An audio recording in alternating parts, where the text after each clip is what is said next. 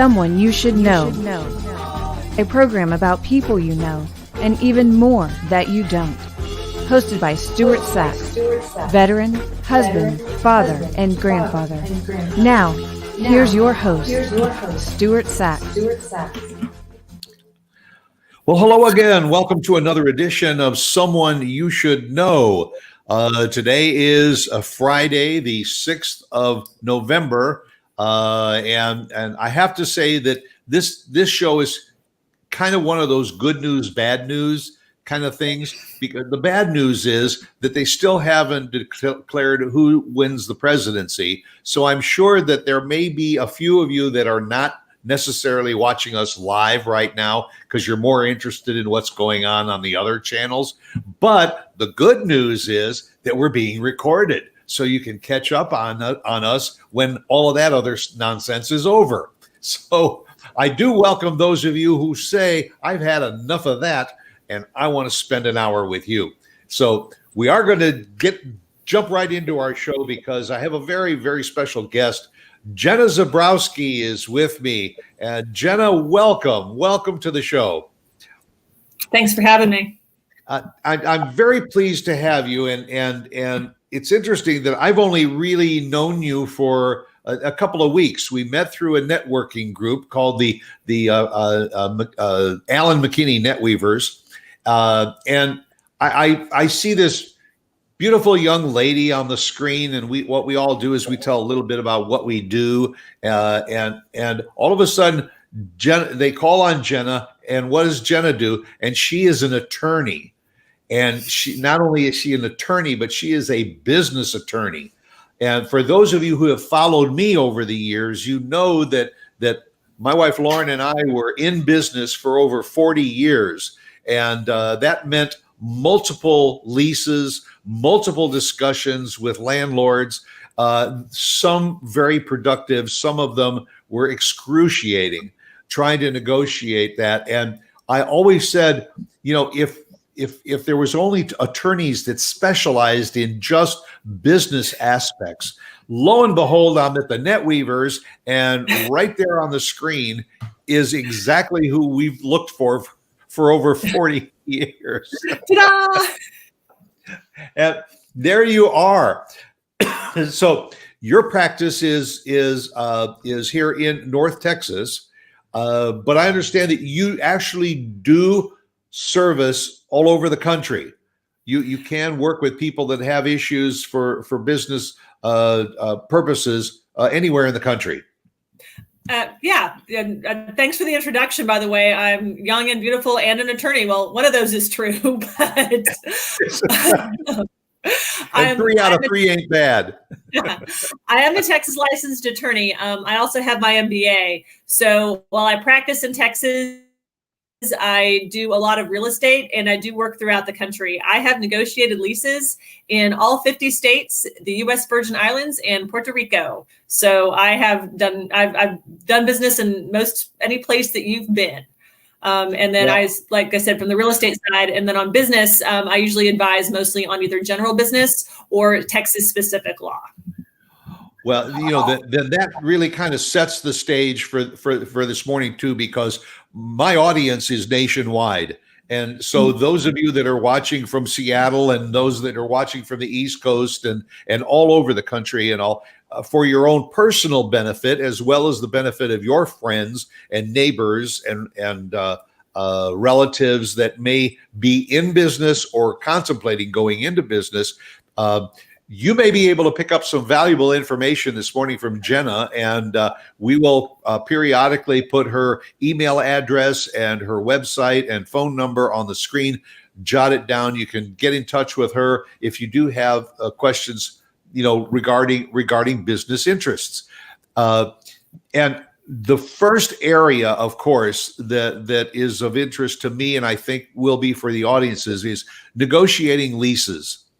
When my wife and I started out, we had several stores up in the Chicago area, and a lot of the leases were pretty much with the malls, and there was not an awful lot of negotiating that you could do. But we did turn every lease over to our attorney at the time because there are different types of leases out there. Some is just a straight lease. The rent is this much per month for this space.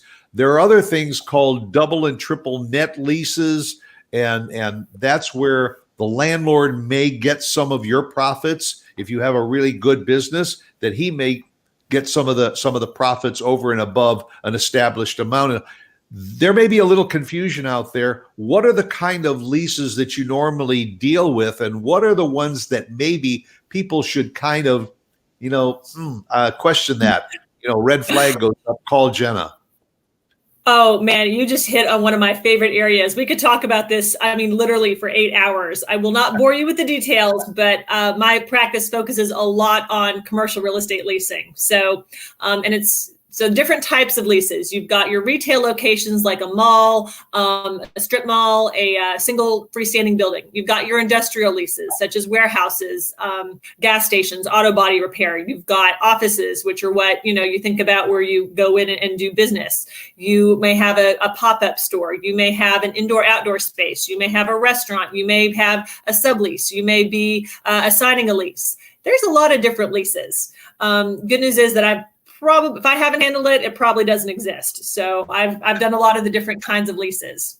So then you find your space that you absolutely love. It's the perfect place for you. You want to operate. You want to know how long and how much, right? How long you're going to be there? How much does it cost you?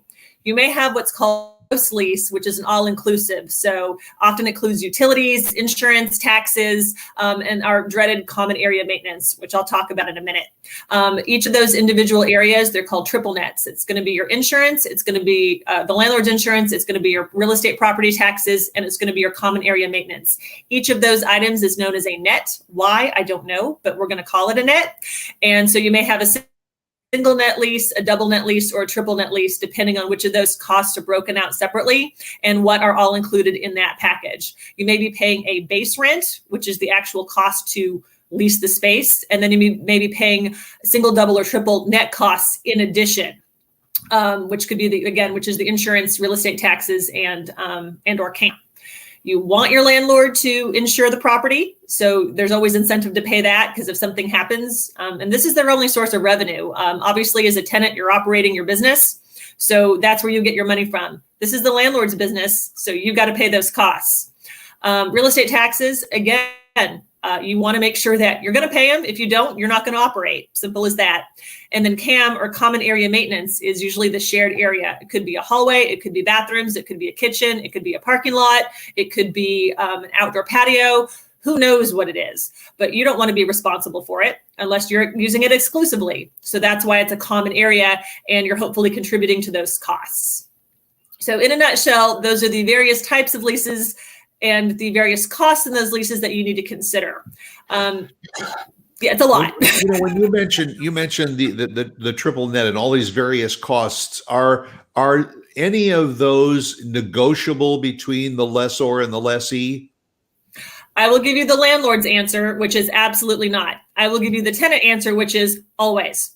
If you don't ask, you will always get the landlord answer. Right. I have had people tell me these are not negotiable.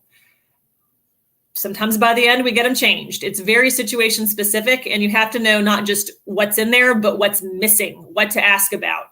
You're going to have to pay costs. You don't get anything for free. The important part is to control those costs. You're in business. You want to know what your maximum layout is going to be, and you don't want to pay any more than you have to. Landlords want to get as much money as they can from their tenants.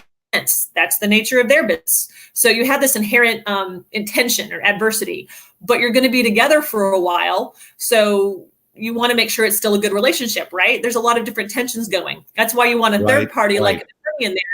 You know what you're looking for. You know what should be there. You should know what's missing, and you know how to negotiate what's fair and equitable. It's not a win-lose. That's not how I operate, and I don't think that's how a good lease comes about for that relationship. It's how do we get enough money for the landlord to operate a good, safe location? How do we have the tenant paying enough that they can afford to continue with that cash flow? And when something, get all the stuff out of the way at the beginning. So if anything goes wrong, we know how to fix it. Because if you don't solve it at the front, when everything's gone wrong, It'll be an extra zero on my retainer to get that one solved.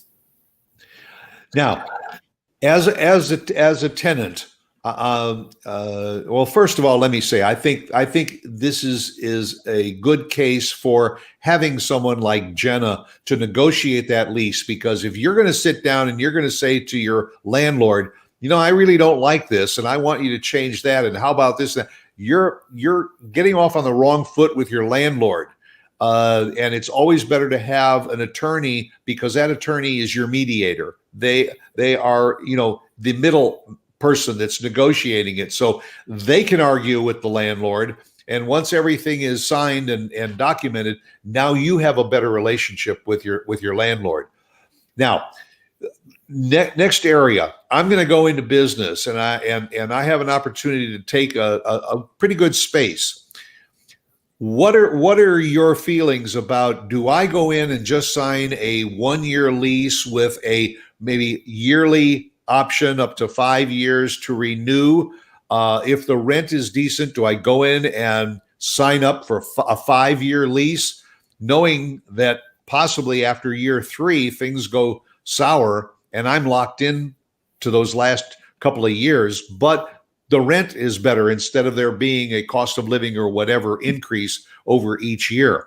Do you have a feeling of the difference? And of course, it might be the difference between an independent business person and somebody who either has a franchise or is part of a chain.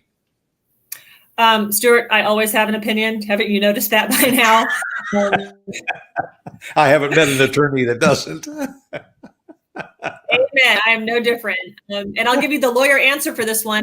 It depends, right? This is why when you go on Google or the internet and you do, you go in and how do I negotiate my lease or whatever, and they give you there's some information, and then at the bottom it says this is not legal advice, talk to an attorney.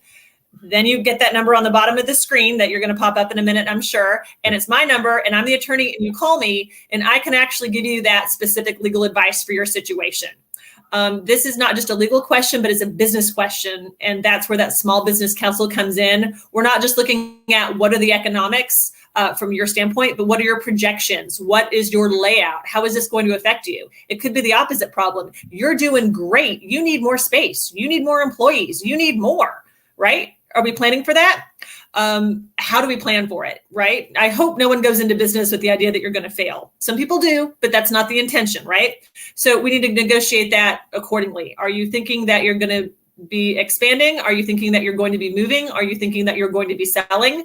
And that's going to inform how we structure your lease. You may sign a short-term lease and pay more money on a gross level. You may take a short-term sublease. We may be able to do something based on your percentage of sales, and the landlord has incentive to help you out because they get a cut of that.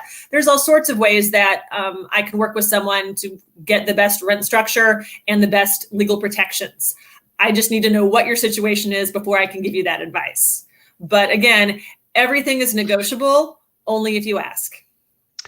Now, for someone to step in like yourself to negotiate that lease, is your fee structure, a set fee for doing that, or is it billable hours or something for how long it takes to actually do the process? Everyone's like, oh my gosh, I can't afford an attorney. Well, you can. I'm not as expensive as you think. And by the way, if you can't afford your attorney or your CPA or somebody, you probably can't afford to be in business. So you need to go look at your structure again and get that in place. You need to invest in yourself. Because if you don't, you'll be calling me in 6 months or 2 years, and it's going to be an extra zero on that retainer because I got to undo everything that's wrong and hopefully save your bacon. And I can do that, but I'd rather get you set up for success to start with. So that's where my focus is in my practice. Yeah. So I've been on both sides of that. Yeah, I think too many people, don't look into that, don't consider that, and they set themselves up for failure. Because they say, well, I'm going to start the business and I'll look into it after 12 months or 24 months and see how it goes. Boy, if you don't open your doors with a 3-year, 5-year, even a 10-year plan, then you don't really quite have the head for business. And it's also, business owners are operators. I'm a small business owner. I own my own law practice, and I will tell you the first thing, and I'm an attorney, I can do anything. Oh my gosh. The first thing I realized, I made the exact same mistake every other business owner does. And then I have to run around and get the CPA that I need and my bookkeeper and my marketing and my financial planner, all of that. Can I do it? Absolutely. Can I do it well? Not if I want to run my business, right? So get your team in place. And it's okay if you realize you're not ready to start your business. Like if you need to get those players and figure out what your budget is, wouldn't you rather know before you're neck deep in debt? I mean, I did. I set myself back 6 months to get the savings in the place I needed to be to launch my firm properly. And I'm glad I did because now I'm doing okay. But going back for that, the question that you were asking me earlier, you're going to have to pay for services, for accountants, for legal, for leases, whatever it is. If you go to the grocery store, you want to know how much it's going to cost. So if the tag's not there, you go ask somebody. Same thing with other service providers. Ask. I have no idea how much it's going to cost. Well, then are you just going to, I'd be glad to take your money, but wouldn't you like to know what you're getting into? I work with small business owners. We're all in a budget. So I actually offer 2 fee structures. I'll do a flat fee for a set amount. Usually for a lease negotiation, it generally is in the neighborhood of $1,500. And that gets you a fixed amount of hours of legal service. And if you need more, then you pay for it. Some people have not just a one and done situation. They want ongoing help. And we'll do that on a retainer basis. And I just bill that on an hourly. And how do you know what's right for you? Which one do you want? That's why you call and ask. Here's my situation. What can you do for me? And then I'll tell you, or any good attorney should tell you that. If they just say, hand me a blank check and I'll take care of it, I would be a little concerned. So yeah, you need to go and ask, what are you getting for your money? I'll tell you, and then you can go forward to get that support. There are people like myself who I have had leases that have been as few as 4 to 5 pages. I have had other leases that have been 30 or more pages. And for one, I'm not that fine print kind of guy that goes through paragraph after paragraph to see what's in there. That's why I turn to people like Jenna. And one of the leases that my wife and I had was one of those longer leases, and our attorney came back to us with a highlighter on the lease, showing us several things that we probably didn't consider. One of them was signage, for instance. The landlord specified in the lease how much signage you were required to have on the front of the store. It was dependent on the size of your frontage, but you were required to have a sign that was X number of feet long and X number of feet high. It had to be backlit. Okay. You say to yourself, okay, fine. Now you go to a sign company and you find out that sign is going to cost $4,000 or $5,000 that you didn't have in your original plan. So when that's brought out, then the attorney then went to the landlord and said, listen, could they do a lucite type of a sign that is not necessarily backlit, but the sun will backlight it and all? The landlord said, that's fine. Ended up saving us thousands of dollars because the attorney found that. The $1,000 saved paid for the attorney. Smart business. Good move. Good attorney. Absolutely. It's not just the lease. By the time you get to page 78, you might be bored. I'm like, ooh, this is where the good stuff comes in. The big print giveth and the fine print taketh away. And I will read, I think my record's a 147 page lease, and I'll be darned if I didn't read and negotiate every single section. That's what my client needed. It took a lot of time and effort, but they had a lot of money at stake. So they needed that money and they needed that space. And that's where the landlord can benefit too, because one of those little buried lines just might say the lessee will pay to the landlord 2% of gross sales per month, or something. And yeah. Now, I always talk from the standpoint of an independent business person, but let's say somebody's out there and says, I've always wanted to have a business and I'm going to get I think I'm going to look into a franchise. So Does the franchise or you, are they the ones that will sometimes negotiate the leases with the space, or is it still more beneficial for the franchisee to have an attorney like yourself to negotiate that lease? Well, I do franchisee representation as well. And I'll tell you, if you're in business, you need to have an attorney. Maybe not somebody in your office full time on a salary, but you need to have a number in your cell phone that you can pick up and call, because when there's a problem, it's going to be expensive. A franchise, and I have clients that make a very good living running franchises. The franchisor is in the business of making money. They're not in the business of making you successful. That's your job as an operator. So they're going to put in all the stuff that will protect them. They're not looking out for you. That's a conflict of interest. You need to have someone who can look at your documents and say, this is what you're getting into. Did you know that? If this goes wrong, this is what will happen. If this goes right, this is what will happen. Some of the franchisors already have leases and space in mind, and you just go in there and operate, and you pay what they tell you to. Some of them say you're on your own to find a space. Some of them will give you some support. It really depends on the system. I had two people last month actually who were running franchises. They both, it just happened to be a coincidence that they were the same franchise. I think they knew each other. And they said, I need out. I can't afford this. And I had to, that I hadn't talked to them before. If I'd gotten into it, I, looked at their documents going, well, yeah, I can see why this is pretty strict. So I had to go back to the franchisor's attorney, and we had to work to get them out of that agreement. Your landlord, your franchisor, their businesses, they have their attorneys on staff that are protecting them. They expect you as a professional to have your people, your team protecting you. So don't think that you're going to be ruining a relationship or creating problems. You're showing them that you're a sophisticated business operator who is looking out for his or her own interests, and you have your team in place to do that. So you can focus on operating and making money. Yeah, and you're right. And there are instances, and we were involved in one once where we had signed a 5-year lease, and it turned out that after 3 years, we were relocating. We were leaving the Midwest and we were moving to Florida. Initially, the landlord said, I'm sorry, you got a 5-year lease, so you can leave whenever you want and vacate, but you still owe me 2 more years in rent. And we had one choice of saying, well, I guess that's what we're going to have to do. We don't have a choice. We had an attorney at the time, and the attorney ended up negotiating where we paid 6 months more instead of 2 years in order to break the lease. That's the other reason to have legal advice on your side. And you mentioned it earlier about having you on retainer. Very, very good move, because whenever that yearly lease comes in and you get the notice from the landlord that it's going to go up this or go up that, it's your attorney that goes through and says, wait a minute, in paragraph such and such, it says it cannot exceed more than 3%,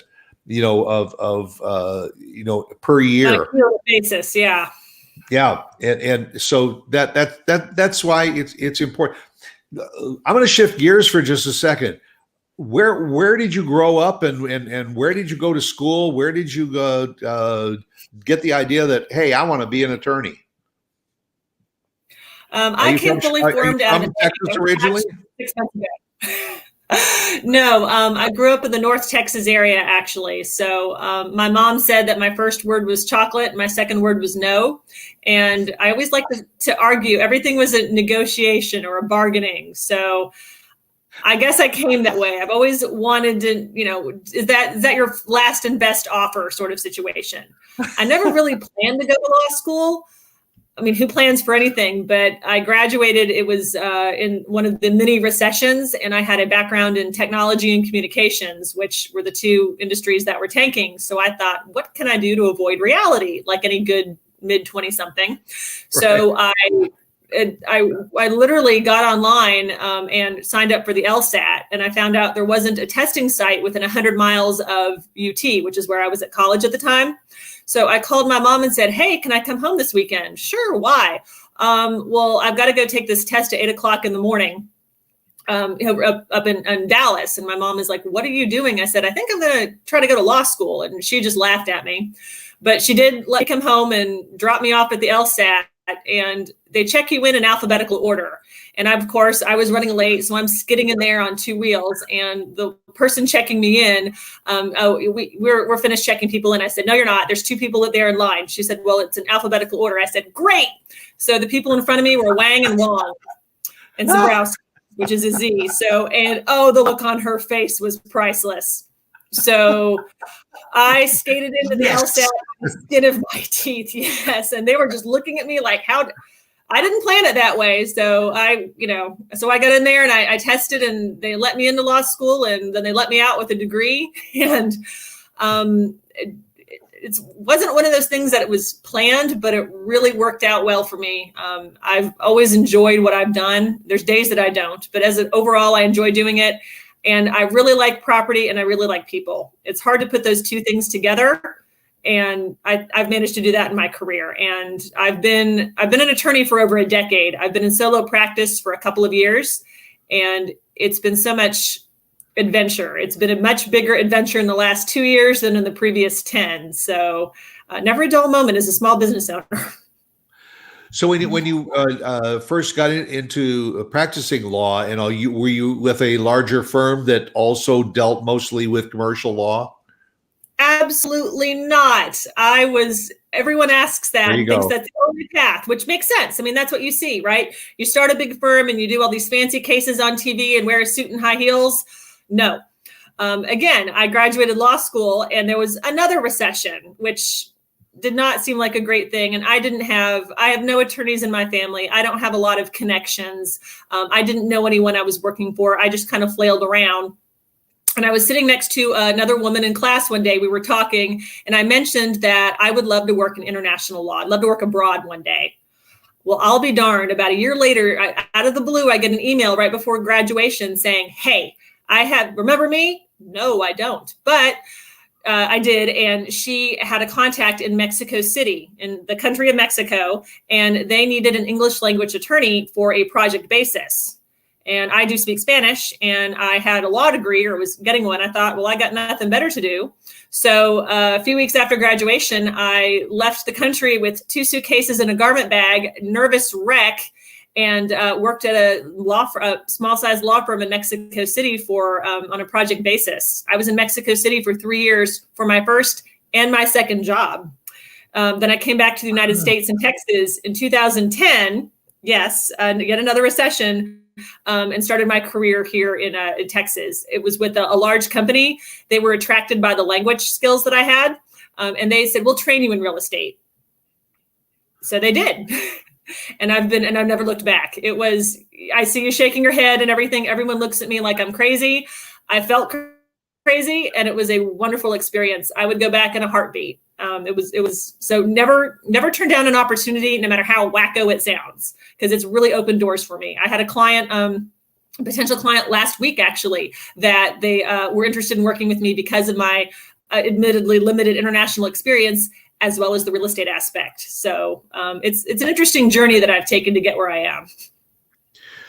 Well, I sense that you kind of like being challenged, and that there isn't really a challenge that somebody can throw at you that you would take lightly. You would assess it, but if it sounds like it's a worthwhile, then you're full guns ready to go. Well, challenges are there to be overcome, right?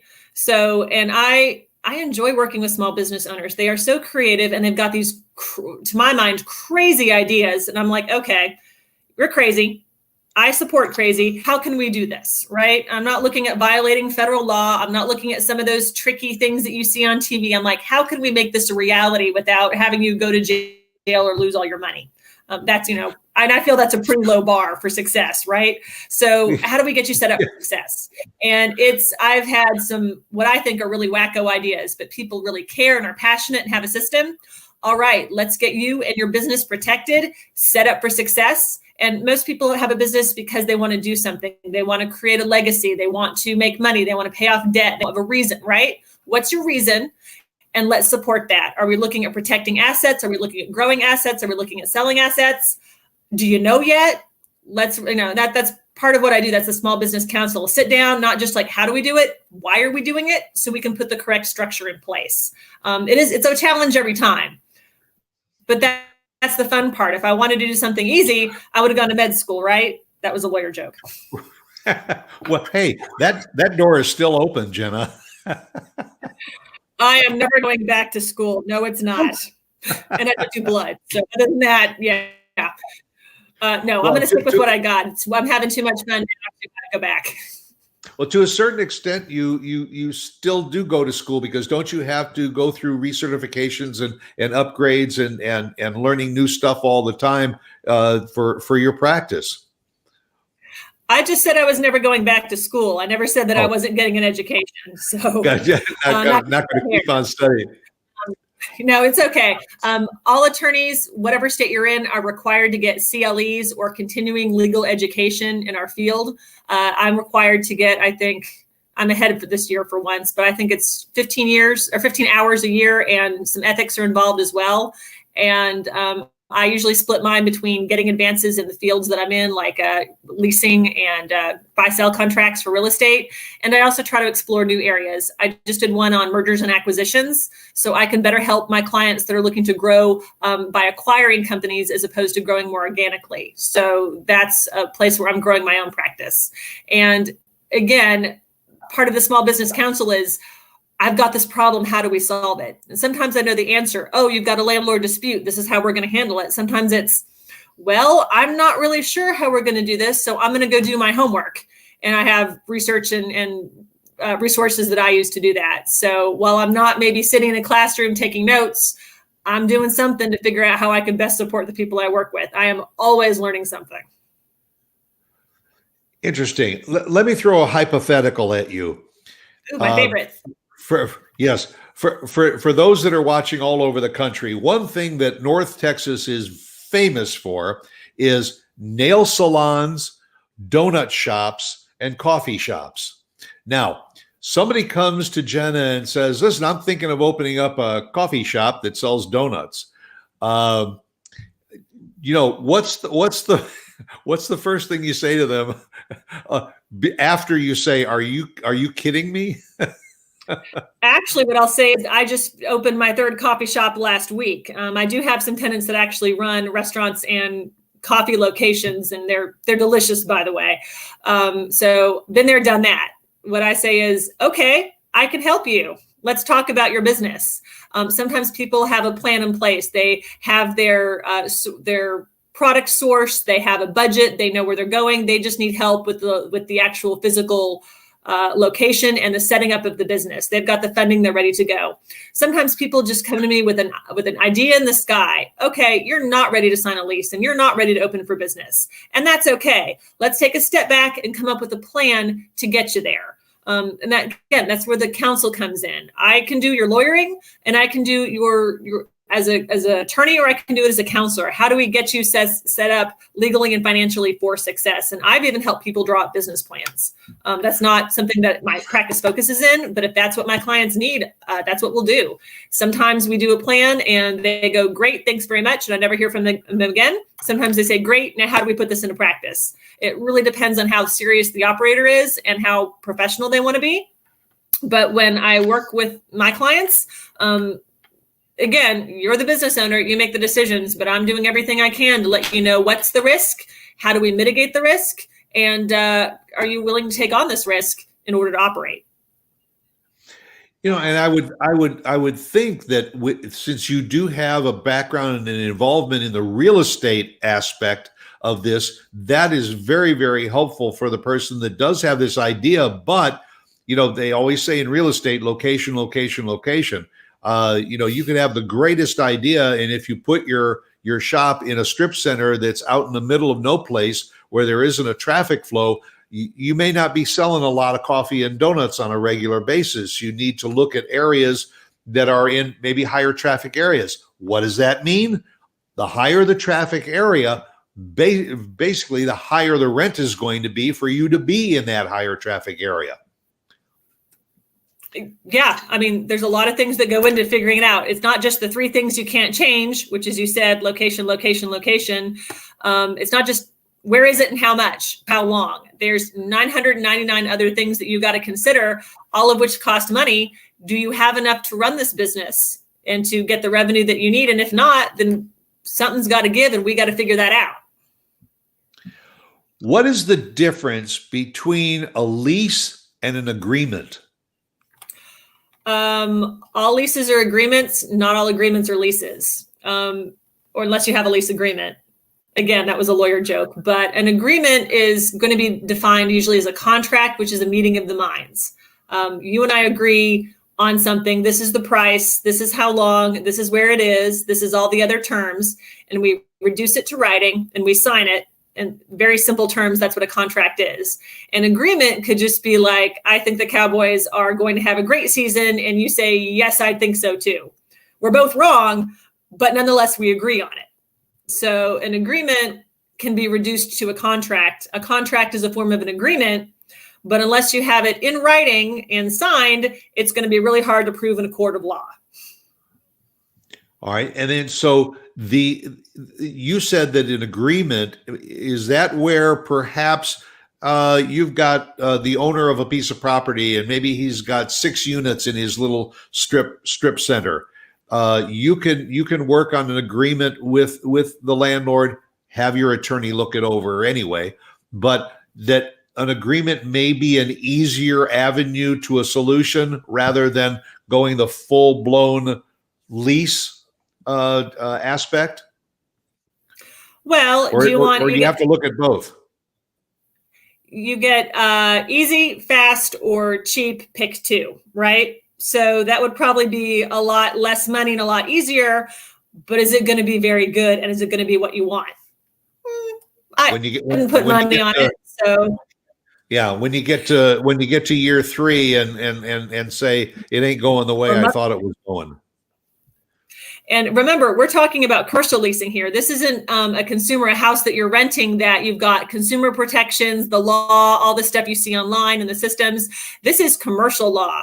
All of this is controlled by the contract. So if you agree to it, the words I hate to hear are, they told me, I thought, I understood, I believed, they led me to. Doesn't matter. This is what's in writing.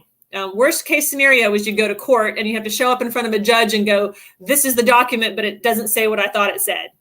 Well, okay, but this is what you signed. So why didn't you read it? You know, this is part of being a sophisticated business owner. And I have people tell me this all the time. I'm like, why didn't you read it? Or why didn't you hire me to read it? And then I can tell you what it says in English. You can absolutely go out. I encourage, you should know what space you're getting. Go out, find the location, meet the landlord, say hello. I'm interested in this. How do I get into the space? And let me give you my attorney's phone number, right? You are the operator. You know where you want to be, but you focus on operating your business. You're not worried about, you should worry, but you are not focused on paying your payroll and handling your HR and doing your taxes and negotiating your lease and all the other things, right? I don't do my own taxes. I have a CPA that handles them because that's what he does, and he does it a lot better, right? You focus on operating your business and let your team support you to be profitable in that operation. Yeah, you're absolutely right. The most important thing that you just said was, I like the space. I like the location. It's right on a highway. I think I can do well here. And I think I'd like to move forward. Here is a card. Here is my attorney. And I'm going to have my attorney get in touch with you to talk about that. That allows me to go look at paint for the walls, look at furniture for the interior, look at all those aspects and costs that I'm going to have to involve, and take care of that legal aspect with somebody who really knows and is representing me. You know, when you're my attorney, you are my partner in business. You are just another part of the family. And that's the important thing that I think a lot of business owners forget. Just like my vendors, when we were in business, my vendors, if they weren't going to take on the position of being my partner in business, in other words, if I didn't have a good season, they were going to do whatever they could, bend over backwards to help me rectify it. If it was just, well, I'm sorry you had a bad season with this line, but it's yours. Sorry about that. But let me show you what's new for next year. If you don't make partnerships with all your vendors and people, you're running the risk of having problems. And you can't walk away from them, because if you walk away, they will follow you. They will find you. And that's, I've dealt with those too. And those are sad situations. And that's when people start asking me about bankruptcy. I don't want to go there, and you shouldn't either. So get yourself set up for success. Even if you wait, even if you're like, oh crap, I should have done that earlier. Okay, bring it in. Let's undo it. All it costs is a little bit of time and effort. We'll get it done. It's never too late to get yourself set up. I've had people operating for 20 years and they've never needed an attorney until they need an attorney. So, it's better to have one when you need, before you need one, but it's never too late. So don't just keep burying your head in the sand. If you're calling an attorney because things have gone sour too fast and too deep, then you weren't a real smart business person. You want to make sure that person's on your side, because the first time that you start to see that a month or two goes by and you're in the red, that's when you sit down with your attorney and say, well, I need to do something to turn this around, and they will help you. Nobody likes to use that word bankruptcy, but in a case where, and I mean, we're living in it right now with the COVID pandemic, there's an awful lot of businesses that either were forced to close their doors, or they just saw a dramatic decrease in business. Are you finding that you are getting involved with a lot of landlords to try and get some relief for the tenants so that they can continue their business and then catch up when business comes back on full bowl? That has been a very large part of my practice recently. No one plans for a pandemic, obviously, so everyone's in the same boat. What are we doing?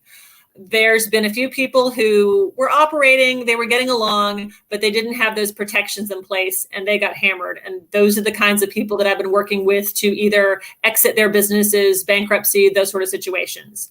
There's some other business owners who really had the ability to retrench or had structure in place and have been able to hang on. Some of them have been able to grow and to thrive in this economy based on their business model, and that's very individual to the business itself. But it's never too late to look at your planning, and the sooner you get your attorney involved, the better. I can do an awful lot more for you right when things start going bad, before they are bad and you're looking for a way out. So it doesn't hurt to ask. I mean, maybe I don't have the answer you want, but at least I have an answer for you. And this, again, we are facing, to use the overused word, unprecedented times. There's no magical answer. If there was, I would have more business than I could handle. And I wish I did, but I don't. So I have to be like everybody else. Here is your specific, unique situation. Here's all the things that we can do. Let's start figuring out what works for you. And I have done quite a few lease workouts where we've gotten rent relief, where we have gotten forbearances, where we have gotten deferrals. They are different. They have different meanings. Do you know what they are? Maybe you don't, but you should probably know what you're agreeing to. But landlords and all the people all the way up the chain also have financial obligations to make as well, right? So everyone's got to work together to make this the best situation. It doesn't have to be adversarial. You don't have to work against each other. You can work together. But the sooner you work together, the better your results are going to be. Exactly. When an individual, I'm spending most of this time talking about individuals, because I think that if there are corporations that are going to open up a new location, they have a cadre and a staff of people that are doing all of this. It's for those individuals, those small people that either are going to open up a single operation, or maybe they've got one or two and they want to open up a third, and it's a matter of getting into a new lease.